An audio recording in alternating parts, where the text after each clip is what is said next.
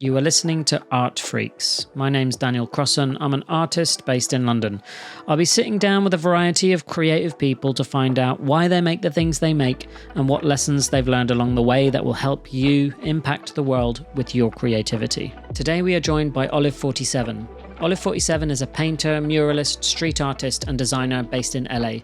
She has exhibited her fine art in various solo and group shows, has had her work featured in various street art publications, has done design work for numerous commercial clients, and even has work held in the permanent collection at the V&A.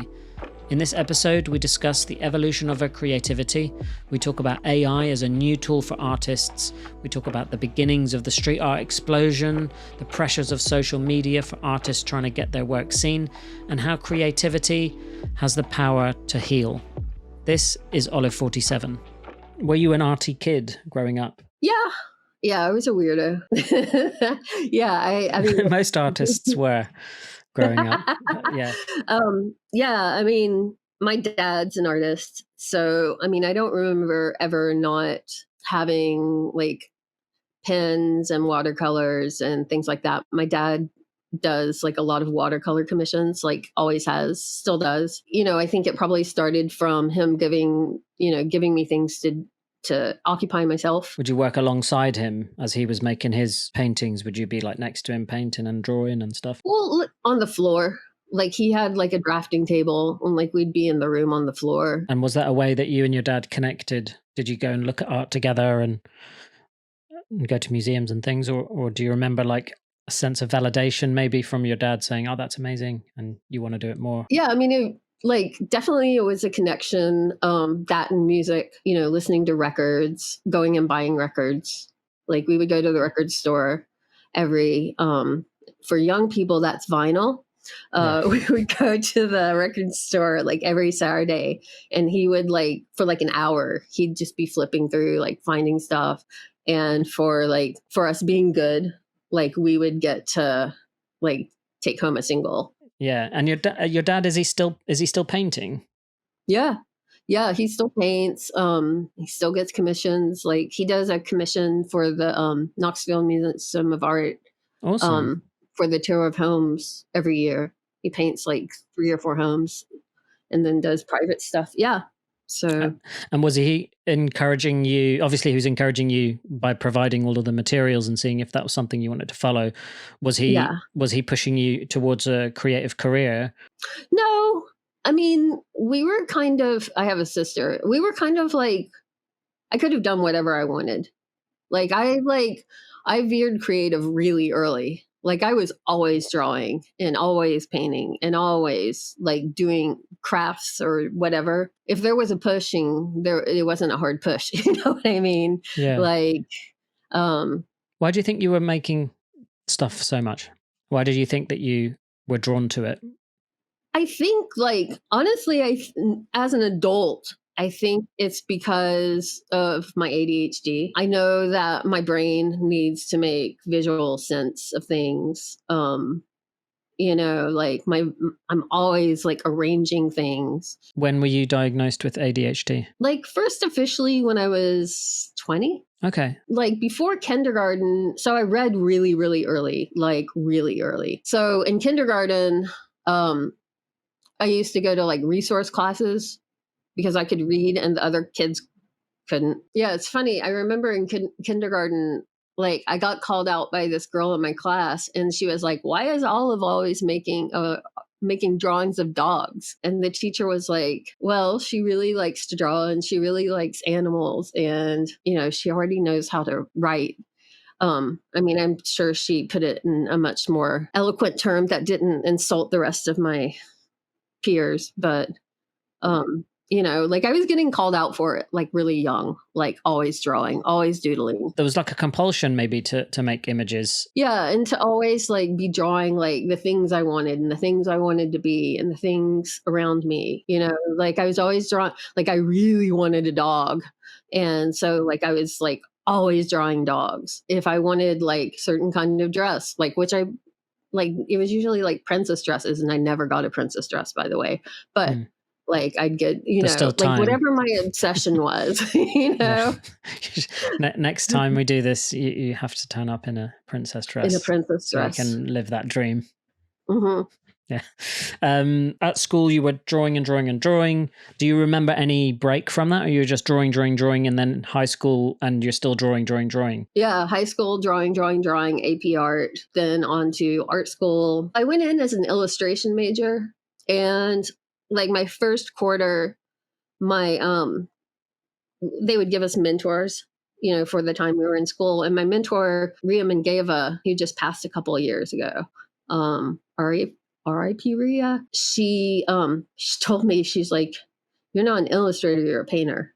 And like, I didn't really understand the difference at the time. Totally understand the difference now. What's the difference? I mean, for anyone listening that thinks it's just making pictures, right? They're both making pictures. Right. A lot of people do think it's all just making pictures.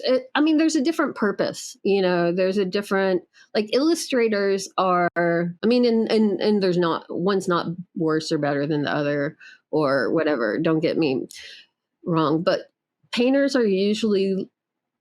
illustrators are usually serving a commercial purpose and are usually illustrating a event, a thing, versus trying to capture the essence of, in painting. That's why, like, there's abstract art, because like people are trying to capture the essence of, versus, just trying to capture not really describing this well. Well, from my perspective, because I do illustration and I do what I would consider fine art.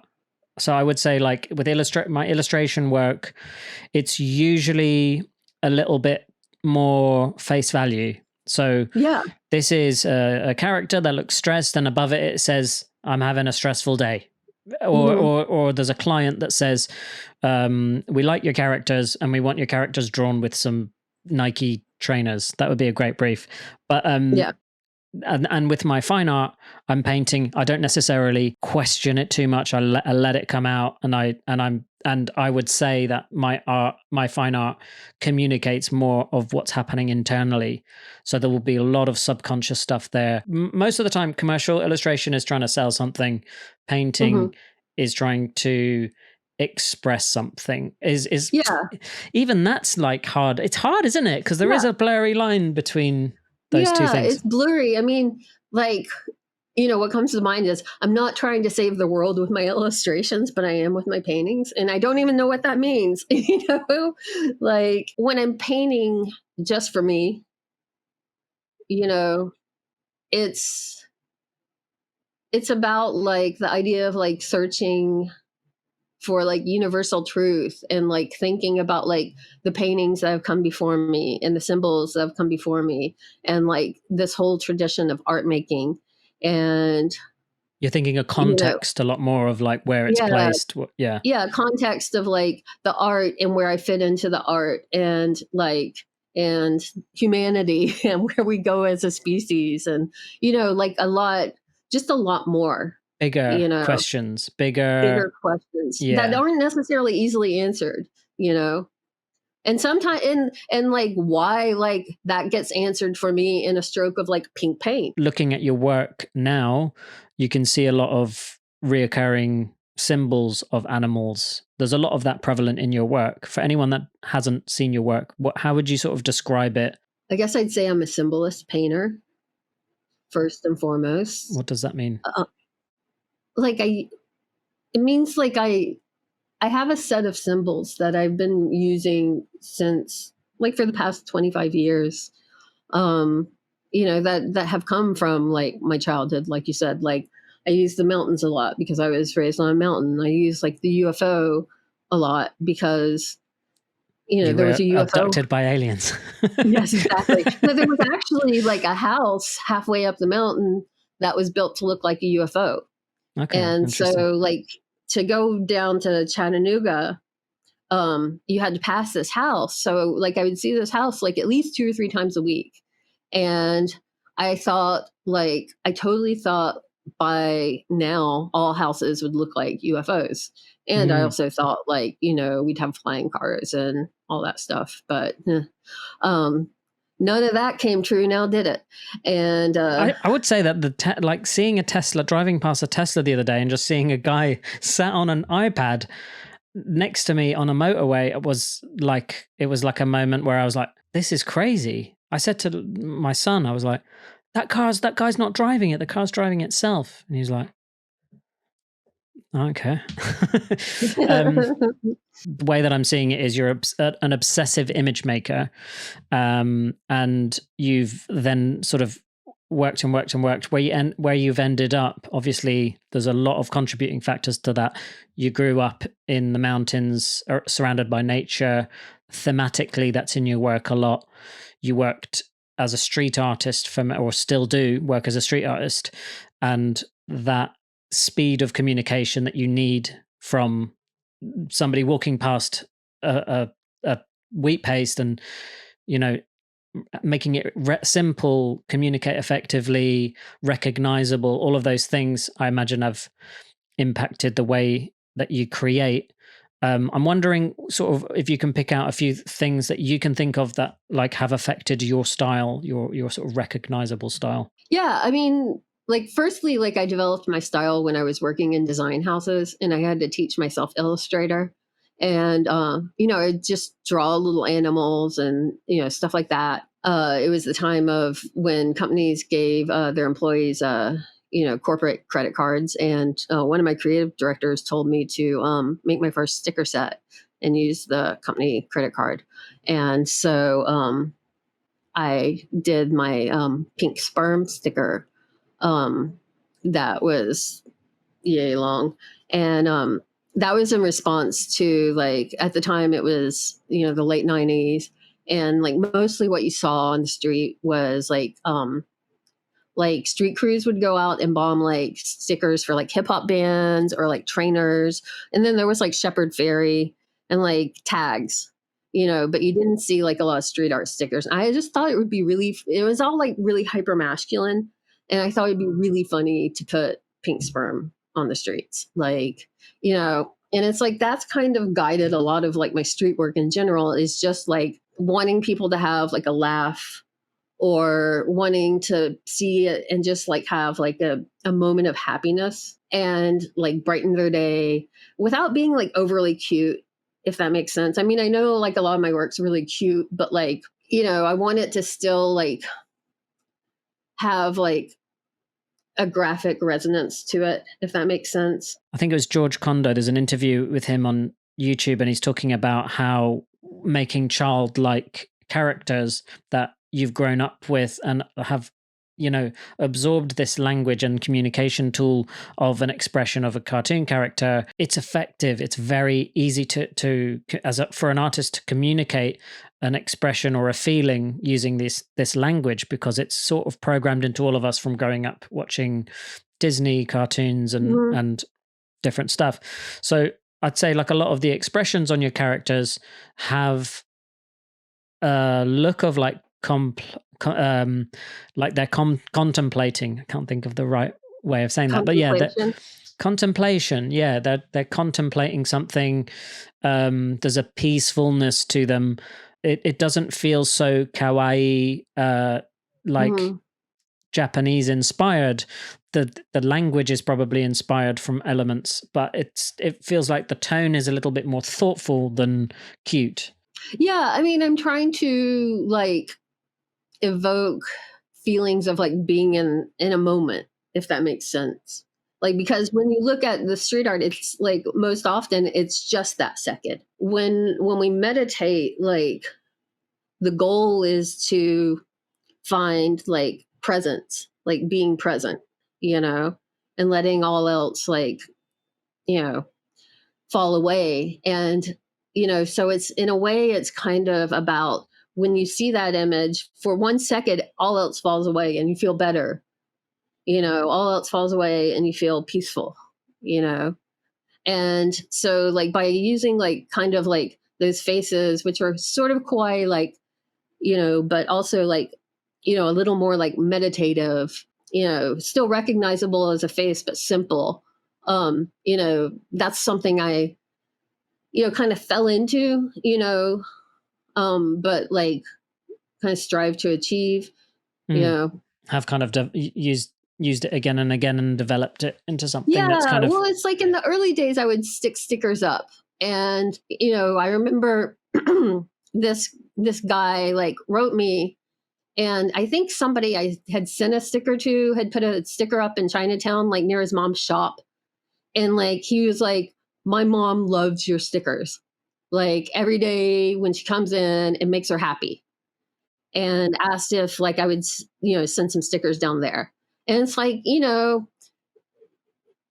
she was like this 60-year-old woman, not your like typical like street art fan. And like that's what I dig is like I don't like that, and that's what like kind of like attracted me to street art was like back in the day, in the late 90s and early 2000s, it was the anti-gallery aspect. It was the idea that people that aren't going to go to galleries see this art and they get art too. It wasn't about like achieving fame or money, because that wasn't a factor then. When did that become a factor? Like when Banksy started hitting and Shepard was hitting harder, like, and I'm talking about like selling and gallery directors paying more and more attention. I think when, Banksy did the show with the pink elephant that toured the States, like, I think that's when like you kind of really knew there was a lot of money in there. Yeah. I mean, because there was like before,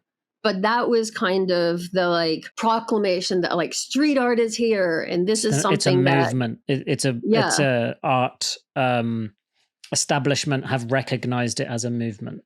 Exactly. Was that about the time that the auction houses would start doing those street art only things? Yeah. So that would have been a good opportunity for people to get pulled into that sort of upper echelon of artists. How did money affect the street art scene and the artists that were making work within it? I mean, money changes everything. And, it brought in like a whole new wave of people who had kind of a different agenda. They saw that they could profit off of being an artist. I mean, we all saw like the myriads of Banksy copies. It brought in a lot of predatory gallerists. And then it kind of changed, like, and not everybody, but, it changed, like fame changes people. With a lot of people, it brought like this exclusivity thing, which, didn't exist before.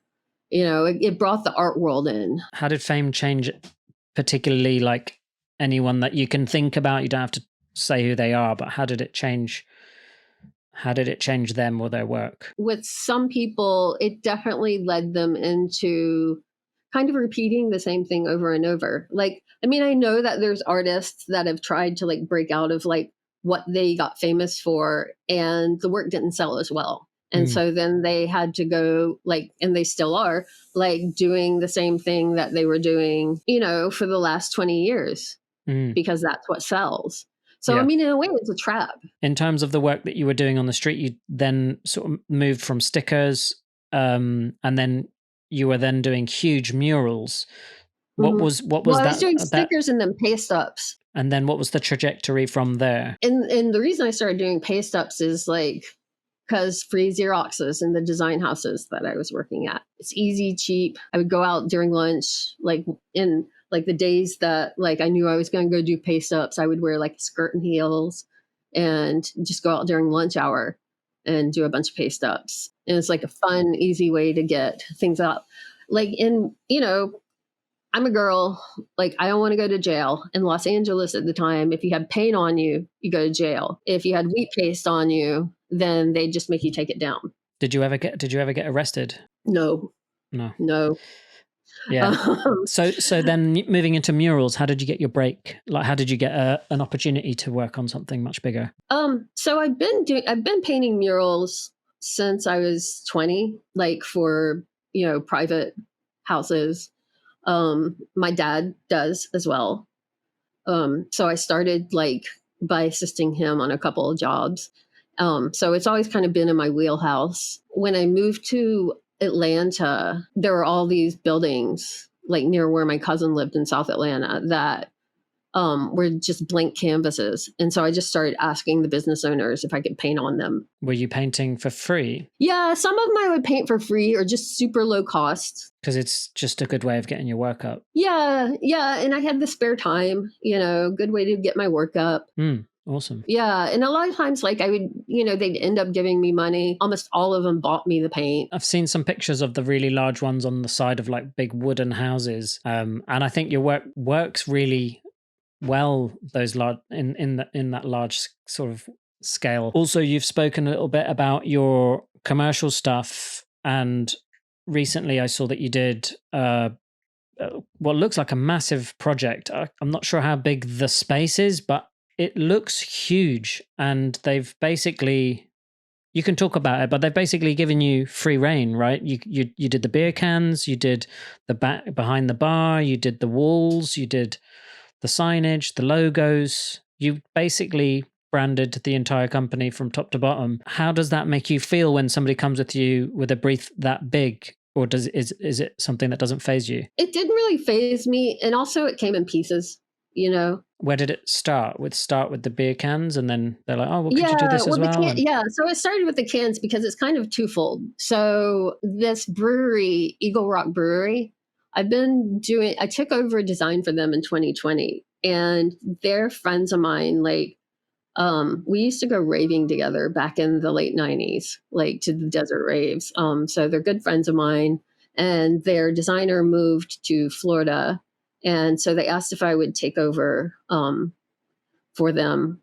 And I had done a mural at the brewery on the refrigeration unit that's outside. And so, I just started designing the cans and then designing like all the promo materials, blah, blah, blah.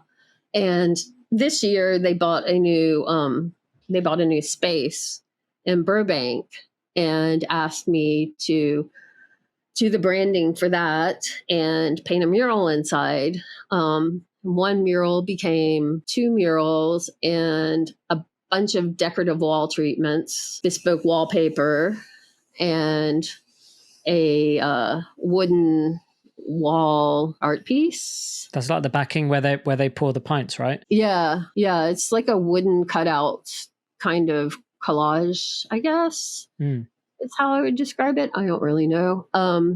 But yeah, like everything, like the lit up top on top of the refrigerators, like everything I did, all the colors, their social media, everything. So it's amazing that kind of job, because from an outside perspective, it's like it's so much work, but having it be drip fed probably helped in terms of, I know that I would feel very nervous if I was approached with something like that. It's nice that you were given some time in between each thing to be like, okay, I'll do another one. Yeah. I'll do another one, because it's such a big project. Yeah, it's a big project, but I mean, like, the owners are really chill. And also, like, I hate using this term, but they really empowered me, they trusted me. And I'm really grateful for that because, obviously I want to do the best I can so that their business succeeds. I think also it's that thing of like when a client trusts you, or they show you a sign that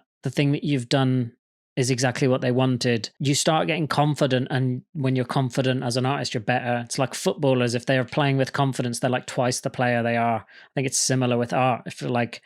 If you're hesitant, if you're painting and you're hesitant, the lines are a bit shaky and everything just kind of gets affected. I think confidence really helps. It's amazing when a client. Also, it's just a thing where you just kind of have to like jump in and trust the process of it all, and just go, okay, this is just happening and this is how it's going to be. And I'm just going to do it. Is your work very process driven? I mean, honestly, I would say like 60% of my process is just thought. I probably think about something for like 2 or 3 weeks before I even start the sketches, and then I'll start like, I'll just like collect tons and tons of like imagery, to inspire me. And then, kind of almost like make mood boards. And then I'll like, that gets distilled into like, just sketching in Illustrator.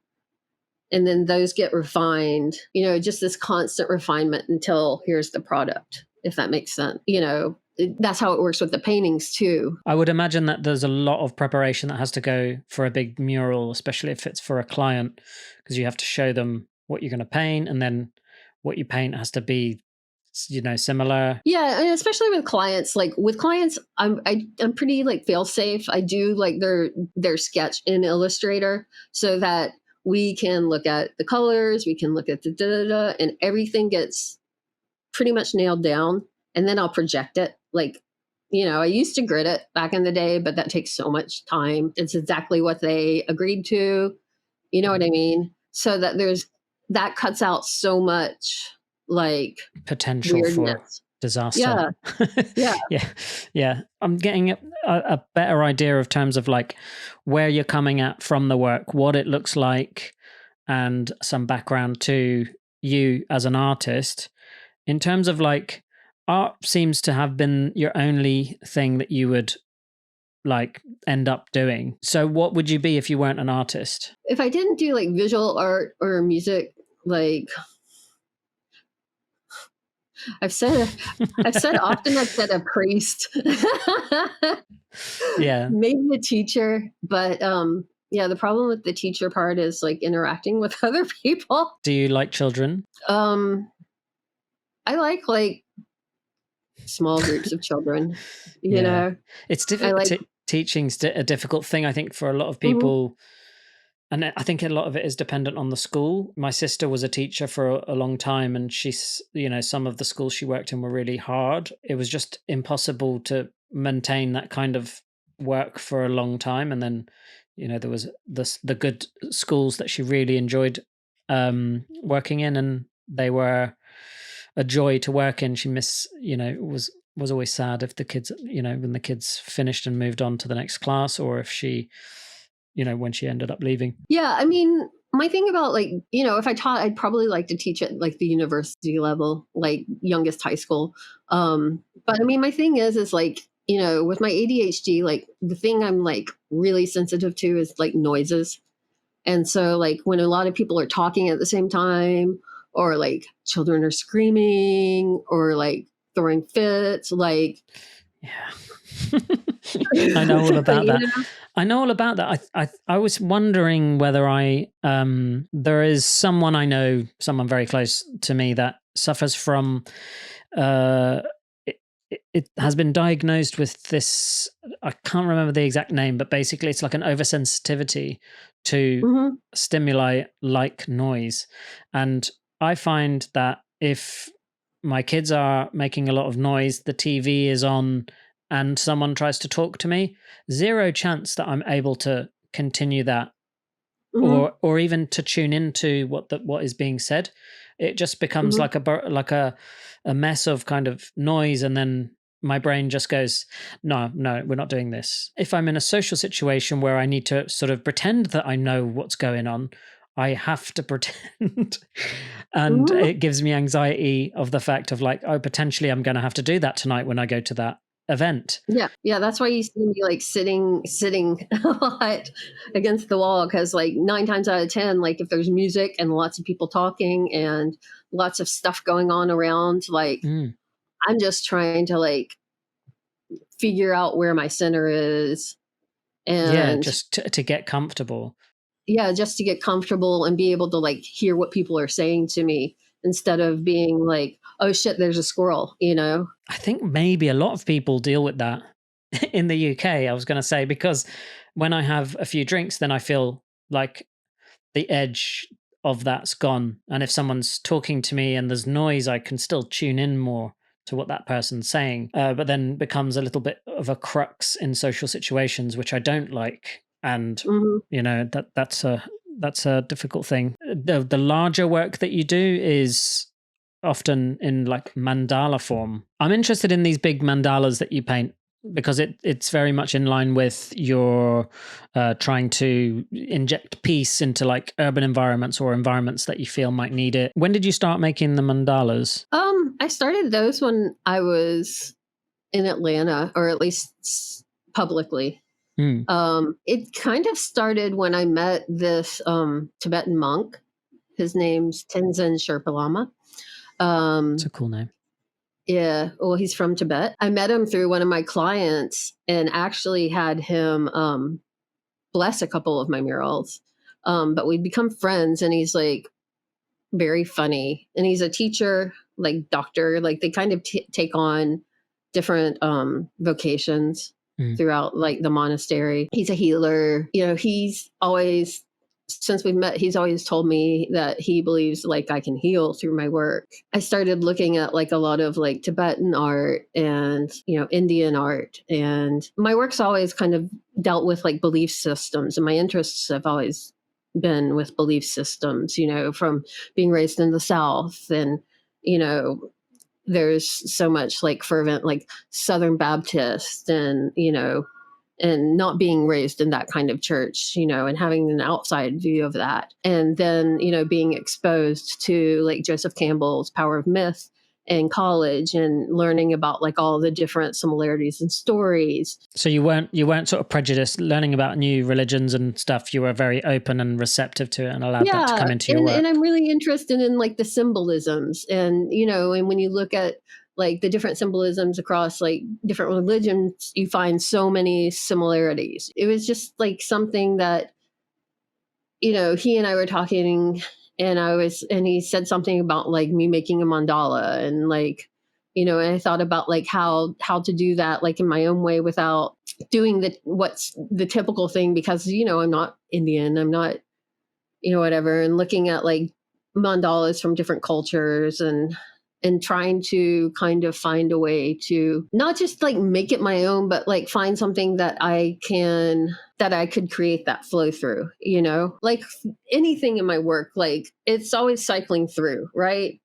And like that's really like what a lot of my work is about, is like, you know, these cycles, like the life cycle, life, birth, death, sex, life, birth, death, sex, you know. And that's the same with a mandala, you know. It's like it's about like the cycles of life, you know, in samsara, and, you know, and it's almost like a machine, you know, in a way, like that you focus on, and through that, like, you know, you can meditate, you know, whether it's consciously or subconsciously, you know, but it's a point of focus, like the way that they're constructed with the concentric circles, like your eye is like automatically trained to focus on concentric circles. It's almost like a device or a machine. When you say that they cycle through your work, why do you think that they keep coming back? It doesn't matter. You know what I mean? It's just part of the process. But I mean, I think it's just like, you know, like I said, it's like a circle, like life is a circle. Like patterns always keep repeating, like whether it's like art or, you know, types of people or whatever, like patterns constantly repeat in our lives till we break or change them, you know? Do you believe in reincarnation? I mean, I believe in everything and nothing. You know what I mean? So I definitely believe it's possible, you know, and I think, you know, I am very interested in the idea of reincarnation until, you know, you break that cycle or trauma or pattern or whatever, you know, and go to the next step. I always wonder what that next step is, because I have had psychedelic experiences, not millions of them, but I've had some where it's felt like I've passed away, and that I'm being asked whether I want to go back or start a new journey. My fear brings me back here. That my inability to let go of this being so temporary is keeping me here.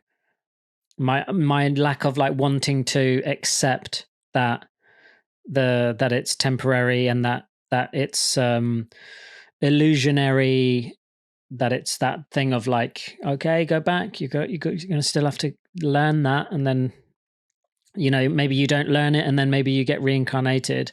I find reincarnation really fascinating, and I found that the idea that you kind of pass away and go to a heavenly place and everything is fine and you're there with everyone that you love is very beautiful. But I don't see the point of like one one go at it, and regardless, you're forgiven and go to heaven to spend eternity in perfectness. It doesn't it makes sense that there is this task that gives a lot of meaning to life, rather than answering like, these are the things that we command you to act by, and even if you fuck up and say you're sorry, you can still go there. But this other way seems like a lot more logical in terms of like, you get a go, you better try and get there. If you can't get there, you got to go again, and you're going to have to keep going again and again and again until you get there. So you might as well get there as soon as you can. Obviously, I don't believe it deeply enough, or else I'll be sat meditating for nine hours a day.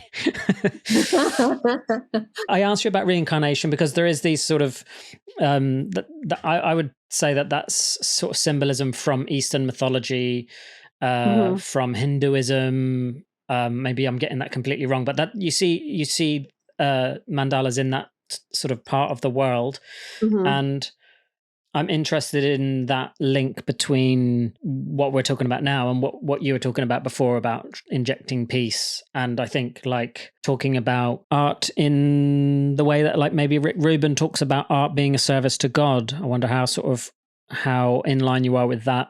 That's a lot of questions and thoughts at the same time. Yeah. So reincarnation, I actually think it's a choice. I've had similar experiences to yours. Where, there's definitely another place where there is the oneness, and we realize that like we are one organism. We are all one connected being. We can either live in love or fear, and it's a choice. And that's really all there is to it. And why do we choose fear? Why do we choose fear so much? I think it's a subconscious thing. I think some people just don't know any better. I think sometimes it's trauma, the trauma that happens as humans. Yeah. And sometimes the trauma like becomes worse and is acted on worse and worse and worse. And that's why like sometimes the patterns have to be broken. Because I feel like if it was like a conscious choice, of course everybody would, well, not everybody, but I would hope that most would choose love, I think people are a bit too busy to think about those choices. And also it's a mystical kind of choice when you're talking about it in terms of reincarnation and choosing whether to be reincarnated or to somehow transition into this next state of being. I'm fascinated by the similarities, just like you, in terms of like religions and belief systems. They're all sort of linked in this same way. And then you can have these experiences that bring such clarity and support and evidence of that.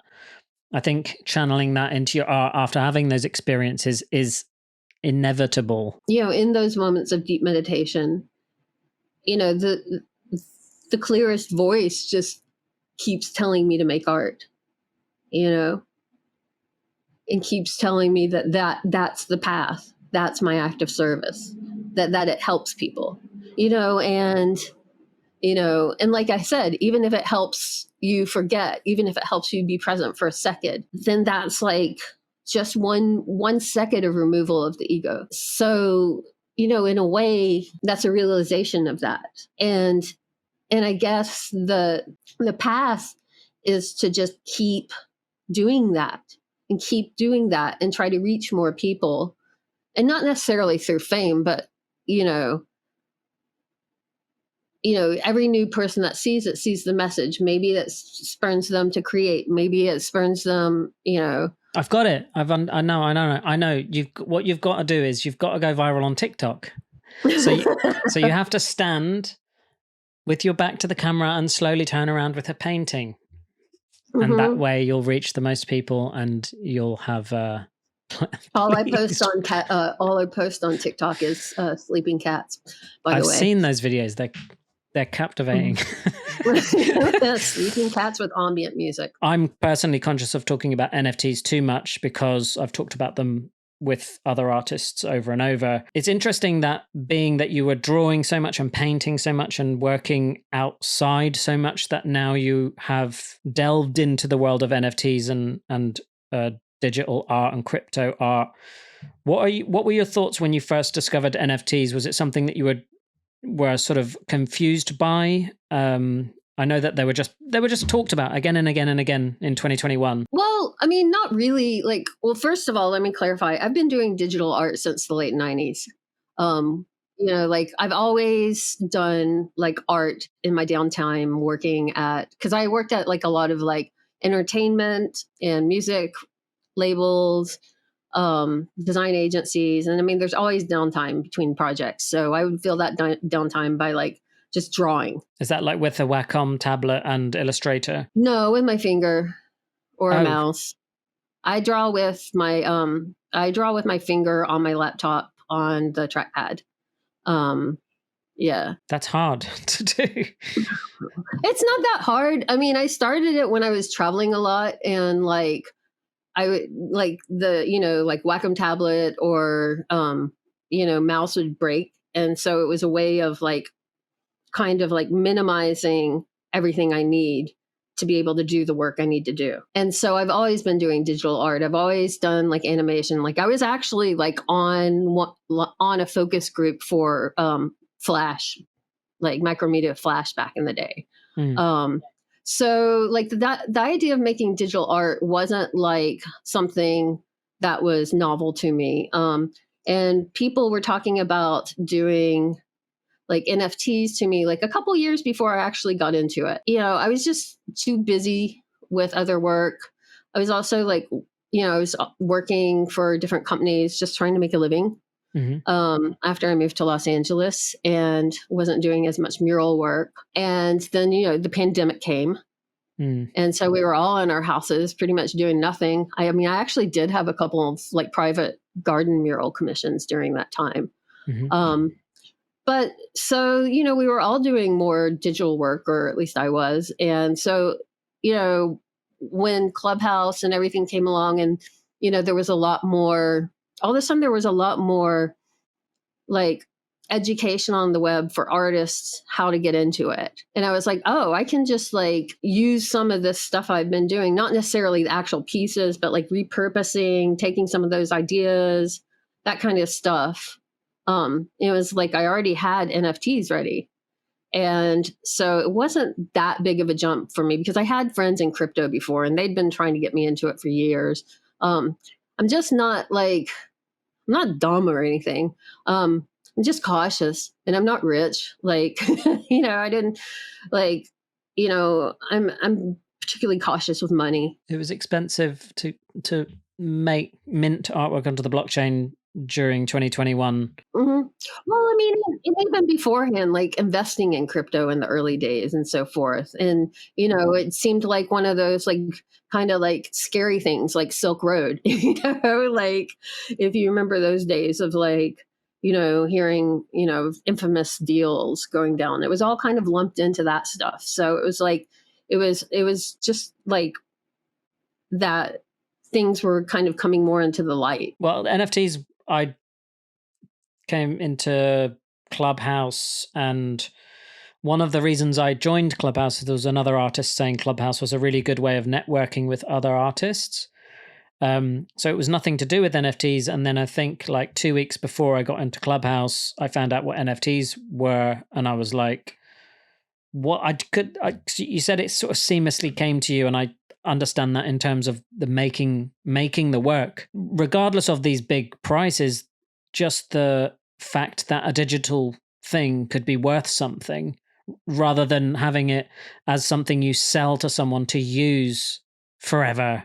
You sort of give it away. It's this thing of like, it's like selling it as a painting. That was a difficult sort of psychological leap for me.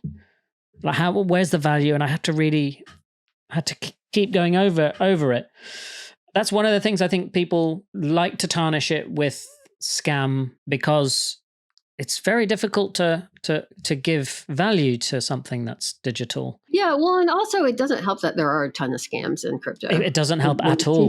No, it doesn't help. And not just... And a ton of people like copying work. So it's really hard, even though like the blockchain is supposed to be all about like being able to authenticate your work. Like, well, if somebody's like copying somebody else's work, then they're just authenticating a copy. You know what I mean? You hear so many people say, well, I'm in it for the tech.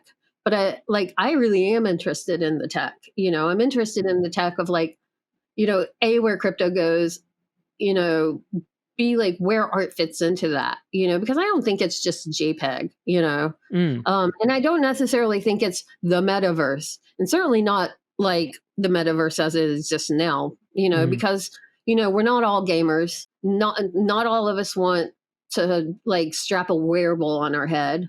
A lot of us think that's creepy, but, there has to be like wide case usage for all of it. And I think that there will be. Like, I've discovered a lot of really cool artists and art and figured out, or been shown like so many different ways of making generative art, that I'd never even think about, or code art, that, I mean, obviously I've seen before, but just the ways that a lot of different people approach it. So, I mean, that's really exciting. And I don't necessarily think NFTs should be discounted like I see it, because all people know about is Bored Apes, and that's its own thing. That's not everything. I think it's interesting you spoke about like the metaverse not realizing itself in the way that people are kind of imagining it now, and immediately I thought of like Zuckerberg talking about the change of Facebook to Meta, and he was in these sort of really boring digital rooms, and like, oh, this is how we're going to meet now, and have you seen this game, and we're going to like be playing a game in this reality, and this reality is a meeting, and I'm like, someone's showing up to a meeting as some sort of like monster, and I'm like, imagine turning up to an interview in the metaverse as a monster. Like you're not gonna get the job. I think I agree a lot about what you've said. I think I've discovered a lot of artists. I think the community, actually, what kind of occurs to me like when you say that is like, I think a lot, and maybe I'll get in trouble for this, but like I think a lot of like what that shows is that like a lot of the big players in spaces like that, like there's just a lack of imagination.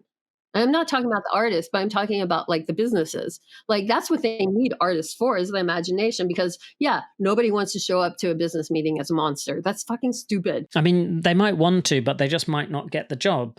It's they might not get the job, and they might they might cause a medical emergency. Have you seen the guy on TikTok who does interviews, and then he's like eating, and she's like, "You can't eat in the interview," and he's like, "I'm not eating." And he's like eating. It's very, very funny. It's worth a watch. He does stuff like he goes on to Zoom calls. He does inappropriate stuff, and it's not like it's the funny part is not the fact that he's doing inappropriate stuff.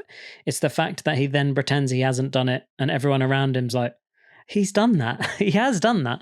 And then they don't, it's that social thing of like, how far are we allowed to tell him that he has done that? Maybe he won't do it again, and then he does it again. No, that sounds brilliant. I don't really go on social media a ton. No.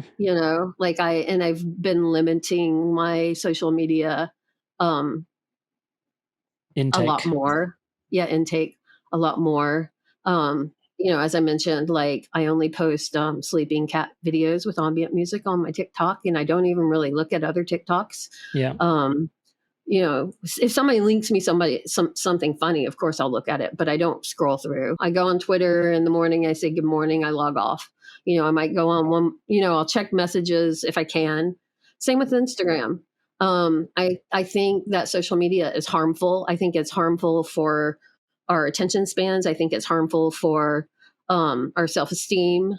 I think it is I just think it's harmful for our brains in general. Is that something that you've kind of like, you tried to use social media and then you found that it wasn't working for you personally, and you stopped? Yeah, because I mean, I've been an early adopter of social media since the beginning. I'm like, when I was working at Yahoo Music back in the late 90s, like, and I used to like be one of the chat room moderators. I've been chat room moderator for like several companies, and I do see like the advantage of it, like the global communication, etc. But I think what's happening now with corporate world entering social media, like it's destroying things. It's giving people these like distorted ways of how they should look, how they should act, what they should eat. Do you think that it's a useful tool to exploit to get attention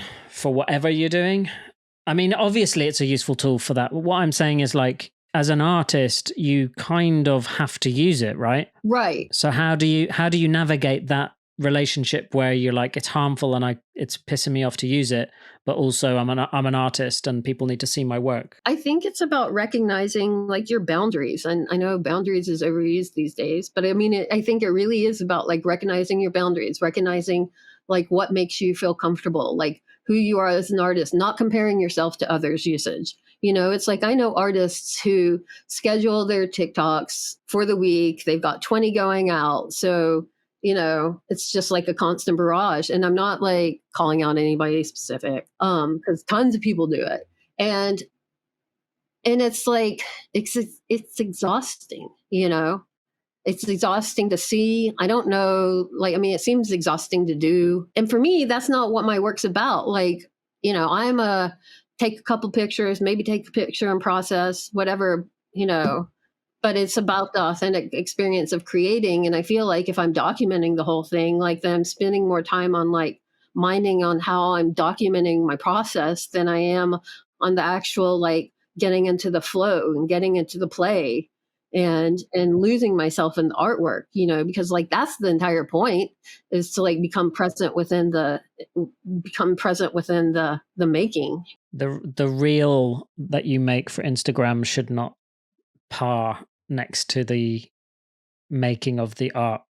You know, it shouldn't like, and I know that so many artists think like this, where they're like, I'm going to sit down and do some drawing. Oh, I need to show everyone that I'm drawing. What I find with culture is that things get saturated with social media as well. It's moving faster. So things get saturated and then they get boring and just wouldn't be seen they're doing it a year later. But they have to go through a year of like everyone doing the same thing.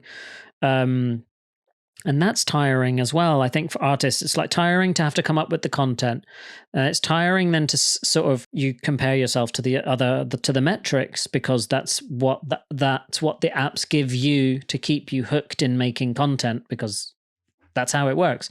So you need to keep making content.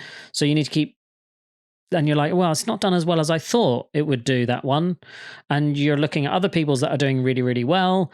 And you're like, okay, I'll have another stab at this, but maybe I'll adopt this a little bit. And that doesn't work. And you're like, okay, well, I'll just do a piece where I'm standing but with my back to the camera, and then I turn around with a painting. And then I'm like, well, content creation is an art form. And then it just feels like I'm making shit content, because that's what works. And that's a struggle I think everyone has.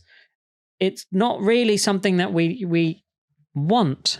So I like the fact that you're saying this is enough. This is my boundary. Was there ever a point where you felt like this is out of control? I need to form this boundary? Yeah. I mean, I think it's like a conscious choice of how like we want to spend our energy, right? And like, you know, there was a certain point where,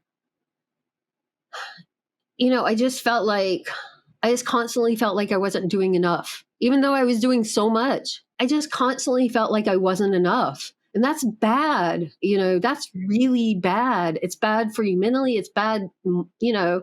I mean, I feel like that anyway. I don't need fucking social media to tell me that. I'm already struggling with my brain telling me that. Yeah, exactly. Like, I don't need that. Like, I don't need to feel bad when I go on Twitter. I don't need to feel bad when I go on Instagram. So I don't need to go on Twitter. I don't need to go on Instagram. What I need to do is do things that make me feel good, like go in the garden, work on the artwork, hang out with the cats, you know, make music, listen to music, you know, walk around the house making up songs, you know, whatever.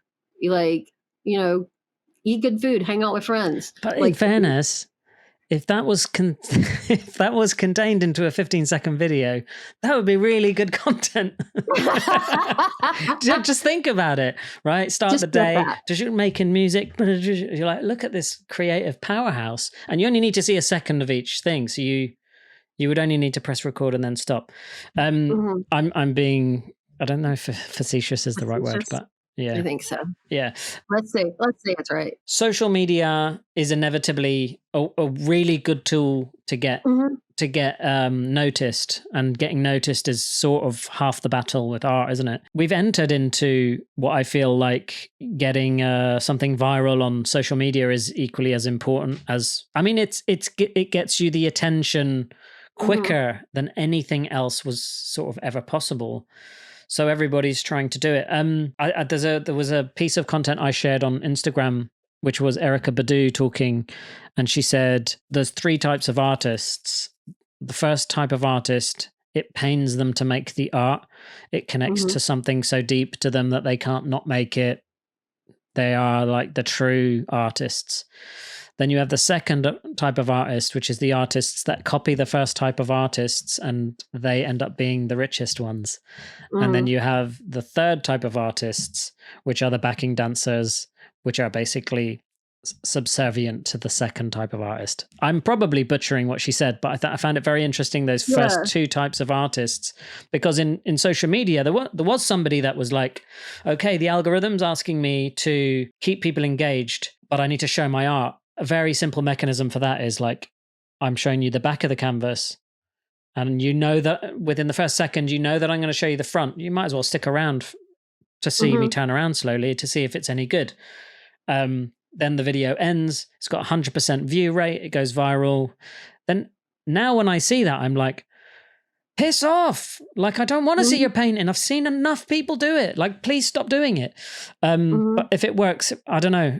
I can't bring myself to do it. Maybe I can do it. Why not? Why don't I just do it? Here's the other thing. Why am I being so like uppity? It's just a fucking 10-second video. Maybe I shouldn't worry about anything like that. Yeah. But I mean, here's the other thing, like I've always struggled with is like, I don't want to show myself, I mean, that's why I'm wearing sunglasses, like I think the art should be what speaks for itself. And so often, especially in social media, the artist gets confused with the art, or the artist's image drives the likes, I mean, that's why you see like hot girl with the painting, like you don't need to be wearing a bikini to show your artwork. Like, but they know it's going to get like 10,000 likes, but what people aren't looking at isn't the artwork, Yeah. And I kind of like, it's sad. Maybe there's a part of me that's like, I think it's sad too. Don't do it. Like, you're shit doing that. I don't want to blame the artist for that, because they're doing what they need to do. And, if there's prejudice against like female artists and they feel like that's the only way, I don't want to sort of judge them negatively for that.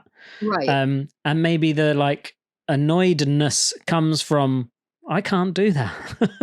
Well, and I mean, and for me, I feel sad that's like, as a female, I feel sad that that's a path to success. Well, that's even a requirement. Yeah. Yeah. I mean, it's fucked up. It's fucked up that like sexuality sex sells, right? But like, it's fucked up that sexuality has to sell something that's supposed to be something loftier. Like, art is supposed to be something loftier.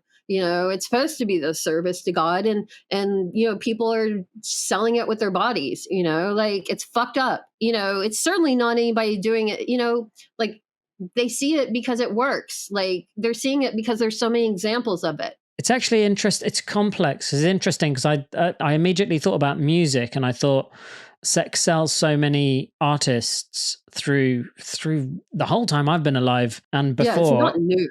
No, it's not. And I like, do you say to Madonna, like, oh, you're less of an artist because of the way that you sort of embraced certain aspects of that? I don't know. Maybe you'd say, I'm not judging you and saying you're terrible, but I maybe don't respect you as much as I respect Bjork. Or not even that, but it's just, I'm cutting that out. I'm sorry. It's not necessarily that I don't respect them. It's more like, I'm sorry you felt you had to do that. It's not necessary. It's not. Yeah. Okay. If this is about your art, I want to see your art. Like, I'm sorry that you feel that this is the way you have to sell your art. AI. Should we talk about AI artists? I just spoke to Peter the Roman, He was the first episode of this podcast. And I find Peter's work interesting because he's feeding his own work into the AI. You could not tell me it's Peter's work and I'd know it's Peter's work. Mm-hmm. But what I don't appreciate is artists saying, this is my work. And it's like, that doesn't look like your work. You can do sculpture and then the next thing can be a painting and the next thing can be a thing. But it has to come from this same sort of voice. Early AI art, I was looking at it going, it's all coming from the same voice. So it's not your art, it's the AI's art. A lot of people will disagree with this, but also a lot of those people have a lot to gain from the opposite of what I'm saying, monetarily, because they're trying to get people to buy stuff that they're making with giving prompts. Right. What did you think when you first played with it, I guess is a good question, isn't it? Well, when I first played with it... Kill it. I was amazed at its lack of ability to draw hands. But I think there's like some, like Peter's work and Ashira, she plugs her own work into it and has, comes out with some, I think it's a really interesting tool for artists. But I mean, like anything, like we've been talking, like I think it also provides cheat codes, I think it's all about intent. And I think that's what it really boils down to. Like when most artists, I think it's all about intent, and it's the intent of the prompter, the intent of the artist. I've definitely played with it, like for ideas.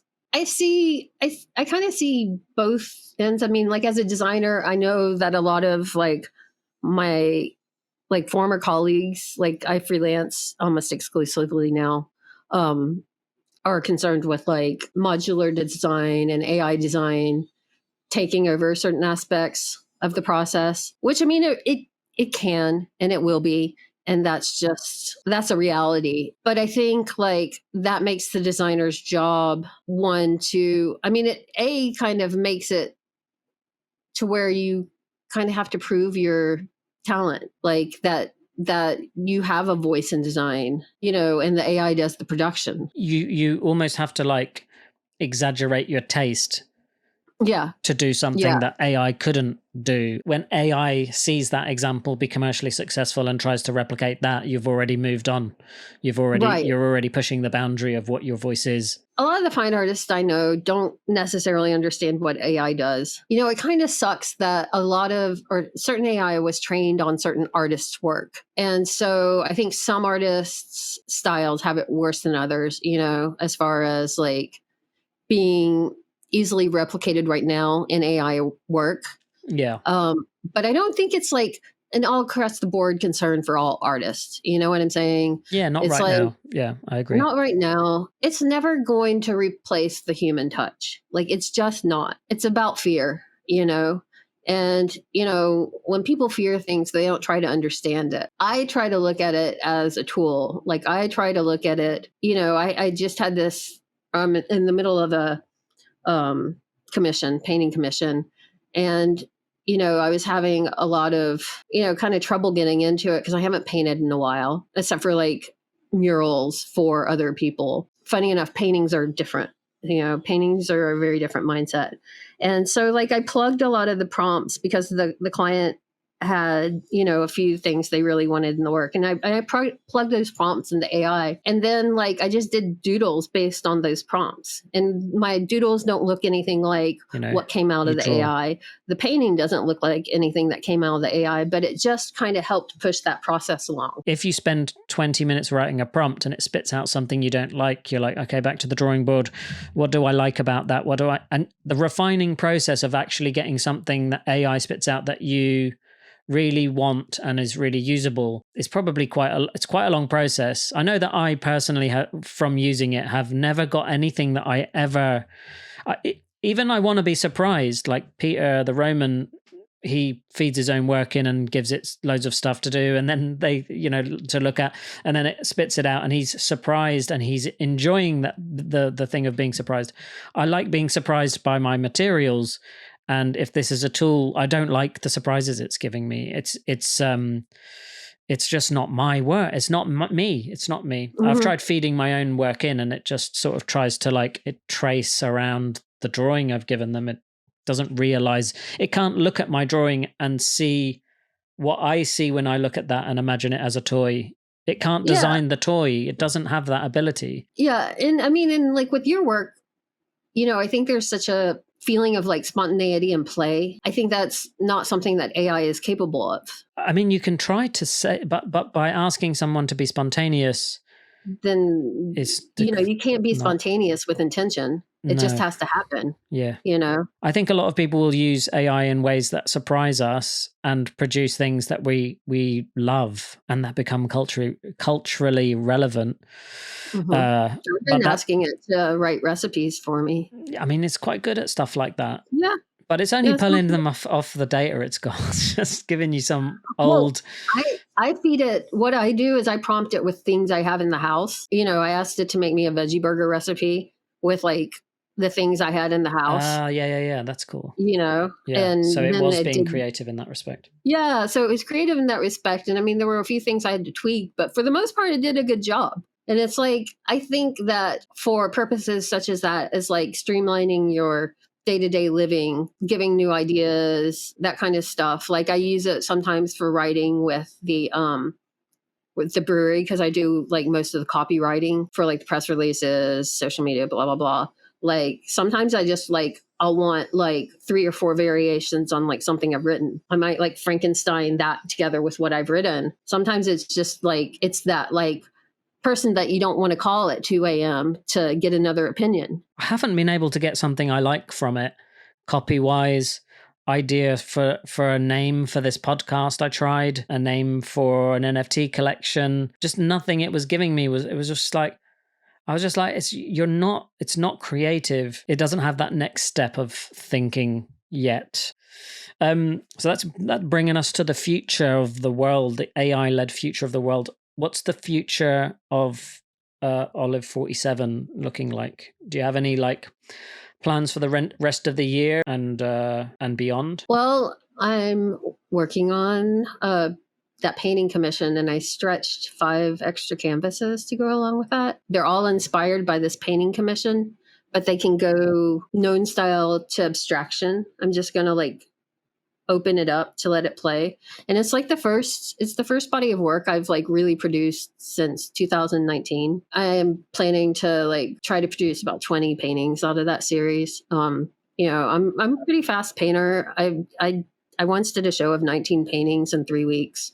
So, you know, it just kind of depends on if the muse catches me. Commercially, like still working for the brewery. I'm planning to do like some mural work over at the tap room in the next like month or 2 after it's not so hot anymore, because it's just like I hate painting in the heat. Like I'm really heat sensitive now, you know. And when you're like, one thing that a lot of people don't realize about like painting murals in the heat is that like when you're within about 3 feet of a wall, the temperature is reflecting off the wall is about 10 degrees hotter than your ambient temperature and the rest of, you know, the space.